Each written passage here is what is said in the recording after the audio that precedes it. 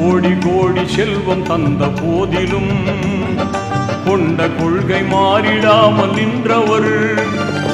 ஆடையின்றி பெண்கள் அந்த நாளிலே அலைந்திருந்த மடமை நீக்கி வென்றவர். ஈடில்லாத போதகர் நபிகள் நாயகர், உருவமற்ற இறைவனுக்கு உண்மையானவர். உலக மக்கள் யாவருக்கும் உரிமையானவர்.